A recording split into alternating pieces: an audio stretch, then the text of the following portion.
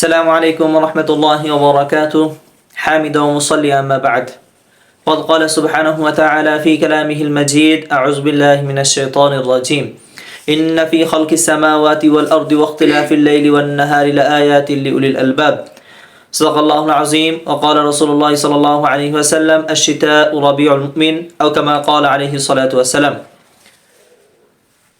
আশা করছি আপনারা সকলে খুব ভালো আছেন।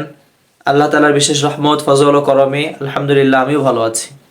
আপনাদের সামনে দীর্ঘদিন পর আবার চলে আসা হলো। আমরা বিশেষ এক বার্তা নিয়ে আপনাদের সামনে এসেছি। আমাদের সামনে আমাদের বর্তমান সময়ে একটা মৌসুমের মধ্যে আমরা আছি। মৌসুম বলতে শীতকাল বোঝাচ্ছি, কিন্তু শীতকাল বোঝাইলে আল্লাহ তাআলার কাছে সমস্ত সময় কিন্তু একই রকম। তথাপিও এই শীতকাল আল্লাহ রসুল সাল্লাল্লাহু আলাইহি ওয়াসাল্লামের নিজের কাছে, সাহাবাদের কাছে এই সময়টা খুব গুরুত্বপূর্ণ ছিল। পাশাপাশি যারা আল্লাহ তাআলার বান্দা, প্রিয় বান্দা আছেন, বান্দি আছেন, তাদের জন্য এই মৌসুম শীতকাল খুব গুরুত্বপূর্ণ। এমনি স্বাভাবিকভাবে আমাদের কাছে এমনিতেই খুব শীতকালটা গুরুত্বপূর্ণ। এই জন্য মনে হয় যে দিনের যে সময়টা আছে মানুষ পরিশ্রম করে, সে ক্লান্ত হয় কম, রাতের সময় বিশ্রামের সময় অনেক পাওয়া যায়। তো এই কারণে আমাদের শীতকাল পছন্দনীয়, বাচ্চাদের কাছে পছন্দনীয়। এই জন্য আমাদের মা চাষিদের রান্নাঘরগুলো, কিচেনগুলো অনেক পিঠার মাধ্যমে, বাহারি রঙের পিঠার মাধ্যমে, মুখরোচক পিঠার মাধ্যমে মহীয়ত হয়ে ওঠে, অর্থাৎ ভরে ওঠে এবং আনন্দ পাই আমরা। এজন্য এই শীতের মৌসুমটা আমাদের কাছে আসলে প্রিয় হয়ে ওঠে। শীতের জামা কাপড় বলেন, শীতের লেপ কম্বলগুলো বলেন, সমস্ত কিছু বের হয়ে আসছে। আমার এক ফ্রেন্ড কথা বলছিলাম ইটালিতে, সে বলতেছিল শীতকাল নাকি সে সমস্ত ইউরোপিয়ানদের কাছে, রাশিয়ানদের কাছে, বা আপনি ওর যত বহির্বিশ্ব দেখবেন তাদের কাছে এটা হচ্ছে পর্দানিশীন একটা সময়। কারণ তারা অর্ধনঙ্গ থাকতে ভালো স্বাচ্ছন্দ্য বোধ করে। সেই সময়, শীতের সময় স্বাভাবিকভাবেই সবাই আমরা মোটা কাপড় জড়াই এবং অটোমেটিকলি পর্দা হয়ে যায়, এবং এটা হওয়া দরকার। আমাদের কাছে এটা খুব সুখের। ঠিক একইভাবে যারা আল্লাহ তাআলার প্রিয় বান্দা আছেন তাদের কাছে তো এই সময়টা খুব গুরুত্বপূর্ণই। আল্লাহ তাআলা কোরআনের মধ্যে বলছেন, ইন্না ফি খালকিস সামাওয়াতি ওয়াল আরদ, নিশ্চয় আসমান আর জমিনের সৃষ্টি, ওয়াখতিলাফিল লাইলি ওয়ান নাহার, রাত আর দিনের পরিবর্তনের মধ্যে রয়েছে লিআয়াতিল লিউলিল আলবাব, এমন নিদর্শন যেটা জ্ঞানীদের জন্য খুব উপকারী।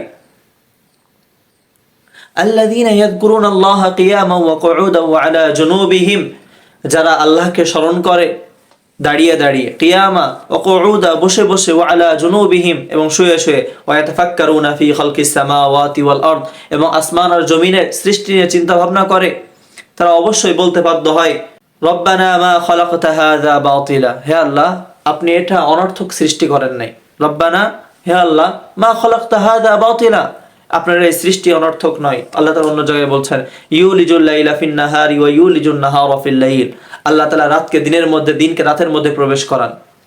আমাদের দিন ছোট হয়েছে, রাত লম্বা হয়েছে, তথা রাত যে ছোট ছিল এটার মধ্যে দিনটাকে রাতের মধ্যে প্রবেশ করিয়ে আল্লাহ তাআলা দিনটাকে ছোট করেছেন। এটা অন্য কারো সামর্থ্যের মধ্যে নাই। এজন্য আল্লাহ তাআলা বড়ত্বের কথা আল্লাহ তাআলা এখানে ঘোষণা করেছেন। তথাপিও আল্লাহ রসুল সাল্লাল্লাহু আলাইহি ওয়াসাল্লাম বুখারীর মধ্যে বর্ণনা করেন, এই মৌসুম বা গরমের তীব্রতা এটা জাহান্নামের নাকি নিঃশ্বাস। ইশতাকাতিন নারু ইলা রাব্বিহা, জাহান্নাম আল্লাহ তাআলার কাছে অভিযোগ পেশ করে, আকালা বাদি বাদন, হে আল্লাহ আমার একটা অংশ অপর অংশকে খেয়ে ফেলছে। ফাআদিনা লাহা, অতঃপর আল্লাহ তাআলা তাকে নাফাসাইন, দুইটা নিঃশ্বাস দেওয়ার অনুমতি দেন, একটা শীতের সময়, একটা গরমের সময়। আমরা যে শীতের যে তীব্রতা অনুভব করি এটা জাহান্নামের একটা নিঃশ্বাস। তো এই সময় মুমিন বান্দা মাত্রই আনন্দের সাথে সাথে সে ইস্তিগফার পাঠ করবে, হে আল্লাহ আপনি আমাকে জাহান্নাম থেকে মুক্ত দেন।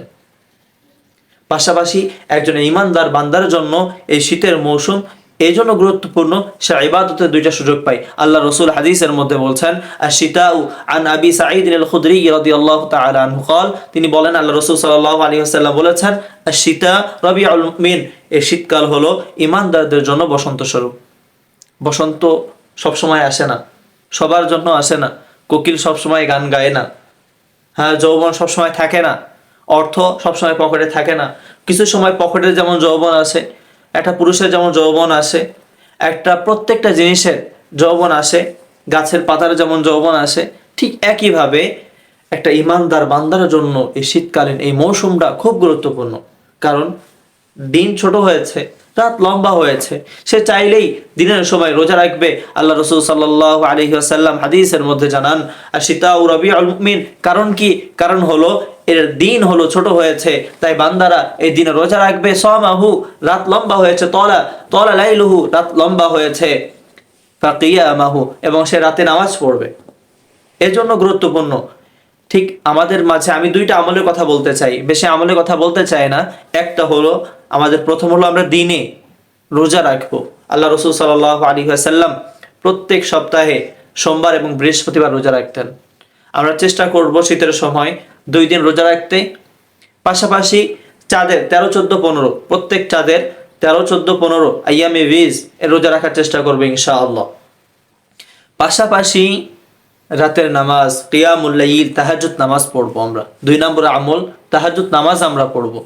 তাহাজ্জুদ নামাজের ব্যাপারে আল্লাহ রাসূল সাল্লাল্লাহু আলাইহি ওয়াসাল্লাম বলেছেন, মুসলিমের riwayat আর মুসলিম শরীফের মধ্যে আসছে, আল্লাহ রাসূল বলেন, আফদালুস সালাত বা'দাল ফরিয়দা কিয়ামুল লাইল। যত ফরজ নামাজ আছে, ফরজ নামাজের পরে সর্বোত্তম নফল নামাজ হলো তাহাজ্জুদের নামাজ।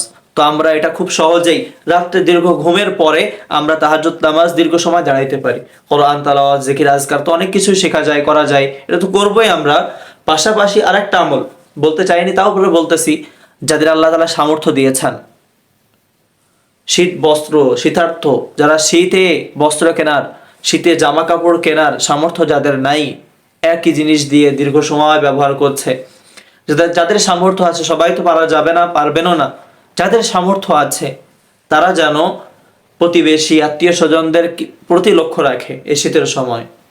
তাহলে দেখা যাচ্ছে আমাদের মধ্যে ভ্রাতৃত্ব যে বন্ধন আছে, বন্ধনটা অটুট হবে এবং মজবুত হবে, এবং আল্লাহ তাআলার কাছে আমরা নুসরত পাওয়ার, সাহায্য পাওয়ার আশাবাদী হতে পারি।